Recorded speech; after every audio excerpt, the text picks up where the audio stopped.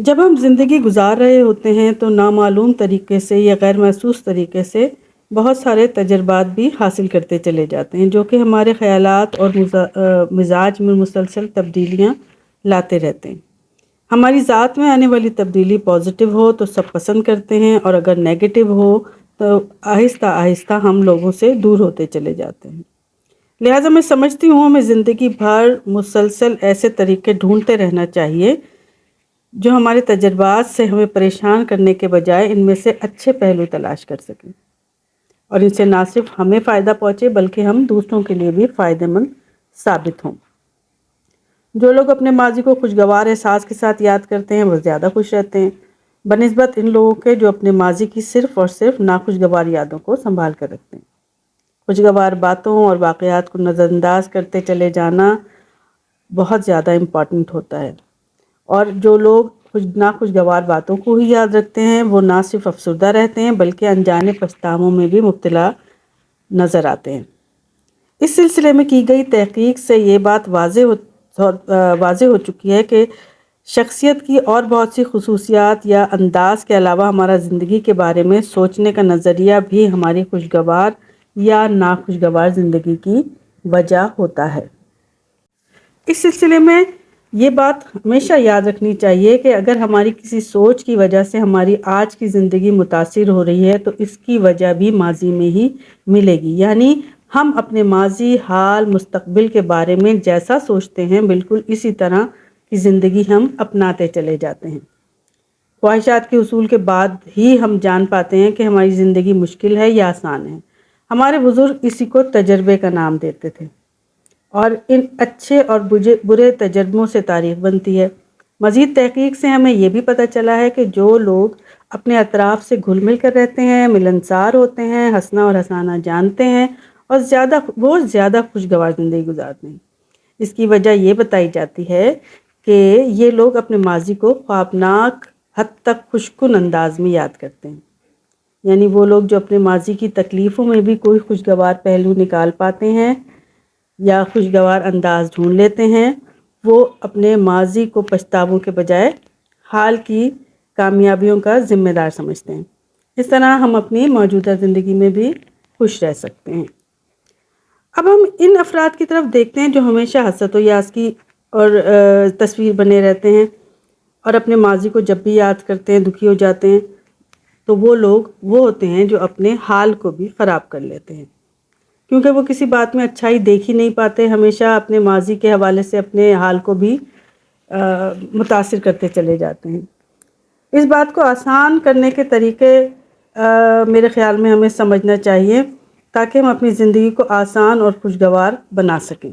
اس کا سب سے آسان طریقہ تو یہی ہے کہ آپ ناخوشگوار باتوں کو بھی نظر انداز کرتے چلے جائیں، خوشگوار یادوں کو بار بار یاد کرتے رہیں، یا دوسری امپورٹنٹ طریقہ یہ ہے کہ آپ اپنے ناخوشگوار تجربات کو آنے والی زندگی میں پازیٹیو طریقے سے یوز کر سکتے ہیں، وہ ایسے کہ اس سے سبق سیکھیں اور آئندہ اس غلطی کو اور یا اس تکلیف دہ سچویشن کو نہ دہرائیں۔ اچھا، یہ ضرور یاد رکھیے کہ مایوسی اور پچھتاوے شخصیت کے ساتھ ساتھ صحت کو بھی متاثر کرتے ہیں۔ گو کہ ہماری خوشی کسی مرض کے لیے شفا کا باعث تو نہیں بن سکتی، مگر ہمیں بیمار پڑنے سے ضرور بچا سکتی ہے۔ اس کی بنیادی یا نفسیاتی وجوہات یہ بھی ہے کہ مسلسل ذہنی دباؤ کا شکار رہنے سے اور مایوس افراد کی قوت مدافعت کمزور ہو جاتی ہے۔ یوں وہ کسی بھی بیماری کے حملے سے جلدی متاثر ہو سکتے ہیں۔ اسی طرح اگر ہم اپنے بچوں کو دیکھیں تو وہ بچے جو خود کو دنیا میں اہم اور توجہ کا مرکز سمجھتے ہیں، جن کے اطراف ان کے اپنے لوگوں سے گہرے تعلقات ہوتے ہیں، خوشگوار رشتے ہوتے ہیں، ایسے بچے جسمانی، ذہنی اور روحانی طور پر بھی مضبوط اور پر اعتماد ہوتے ہیں، اور ایسے ہی بچے ہوتے ہیں جو اپنی زندگی میں بھی آگے چل کر خوشگوار زندگی گزارتے ہیں اور بڑے ہونے پر پر اعتماد اور بااعتبار شخصیت کے طور پر سامنے آتے ہیں۔ ایسے بچے اپنی صلاحیتوں کو سمجھتے ہیں اور ان پر اعتبار کرتے ہیں، ان کے لیے کامیابی کے لیے کسی بھی قسم کے شارٹ کٹ کی تلاش نہیں کرتے، محنت کرتے ہیں اور مسلسل جد و جہد سے اور اپنی صلاحیتوں کے بلبوتے پر معاشرے میں بھی اچھا مقام بنا لیتے ہیں۔ اور ایسے ہی بچے اپنے راستے میں آنے والی مشکلات کو بغیر کسی پریشانی کے، کنفیوز ہوئے، بغیر کسی ٹینشن کے ان کو اپنے پرابلمس کو سالو کرتے چلے جاتے ہیں اور آگے بڑھتے چلے جاتے ہیں۔ ان ساری باتوں سے ہم اتنی بات سمجھ میں آئے ہیں کہ ہم اپنے ماضی کے تلخ تجربات پر آزردہ ہونے کے بجائے انہیں اپنی تربیت کا حصہ سمجھیں۔ اگر ہم ایسا سمجھیں گے تو پریشان ہونے کے بجائے ان سے سبق سیکھیں گے اور ہماری سوچ یا طرز فکر منفی اور مزاج تلخ اور زندگی ناخوشگوار ہونے سے بچ جائے گی، اور پھر ہماری خوشگوار شخصیت دوسروں کے لیے بھی تازگی کا باعث بنے گی۔ اب سوال یہ پیدا ہوتا ہے کہ ہمیں کیسا پتہ چلے گا کہ ہماری شخصیت اور زندگی پشمردگی کا شکار ہے، یا ڈپریشن کا شکار ہے، یا اداسی کا شکار ہے؟ تو جیسا کہ میں نے پہلے آپ سے شروع میں ہی ذکر کیا تھا کہ یہ جاننے کے لیے ایک سب سے آسان طریقہ آپ کے اطراف کے لوگ ہیں، یعنی اگر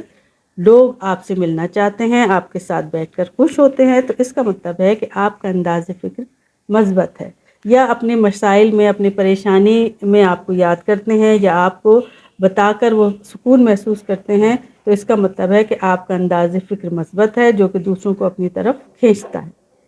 لیکن اگر آپ کا انداز فکر منفی ہو جائے تو آپ نہ صرف خود سے بلکہ اپنے ماضی، حال اور مستقبل سے بھی بیزار ہو جائیں گے۔ یاد رکھیے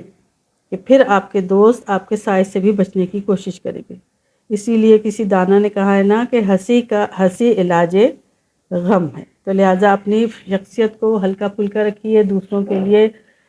سکون کا تاکہ آپ دوسروں کے لیے سکون کا باعث سمجھ سکیں، اور لوگ یہ سمجھتے ہوں کہ اگر وہ کسی مسئلے کا، کسی پریشانی کا شکار ہے تو وہ آپ سے بات کر کے کسی نہ کسی حد تک